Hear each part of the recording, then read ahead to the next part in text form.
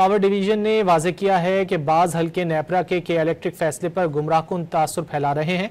नेपरा का फैसला कराची सारिफीन के खिलाफ नहीं, हक में है। अखराजात में कमी सारिफीन के लिए मुस्बत इकदाम साबित होगी। सब्सिडी को इलेक्ट्रिक के मुनाफे का हिस्सा बनने से रोका गया।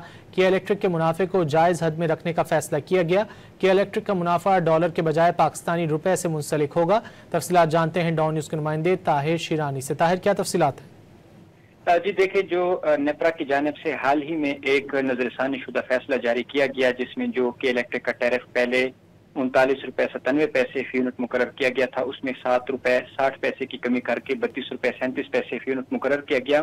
तो उसके बाद मुख्तलिफ हल्कों में मुख्तलिफ किस्म की जो चमागोइयाँ हैं और खदशात हैं वो जाहिर किए गए। तो इससे पहले पावर डिवीजन की जानिब से एक वजाहती बयान जारी किया गया था और उसके बाद अब एक बार फिर पावर डिवीजन की जानिब से एक स्ट्रॉन्ग वर्डेड अल्फाज में एक बयान तफसीली जारी किया गया है, जिसमें पावर डिवीजन का कहना है कि इलेक्ट्रिक को इंतजामी इस्लाहात और बेहतर कारकर्दगी दिखाना होगी ताकि नाअहलियों पर काबू पाया जा सके।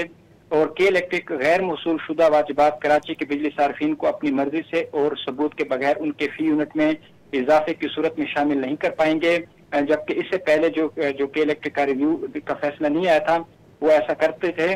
पावर डिवीजन का ये भी कहना है कि नुकसानात वाले पावर प्लांट्स को बंद करने से कराची को लोड शेडिंग का कोई खतरा नहीं है।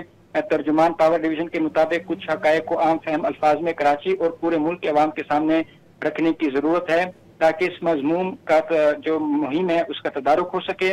तर्जुमान के मुताबिक इलेक्ट्रिक जो कि एक निजी इदारा है को अपनी कारकर्दगी सरकारी इदारों से बेहतर बनानी चाहिए और इस तनाजुर में अगर सरकारी इदारे जैसे IESCO, फेस्को या गेपको के साथ इलेक्ट्रिक का तकाबले जायजा किया जाए तो ये तमाम इदारे रिकवरी, लाइन लॉसेस और अवाम सार्फिन की खिदमत में आगे हैं। जी, बहुत शुक्रिया ताहिर शिरानी इन तफसीलात के लिए।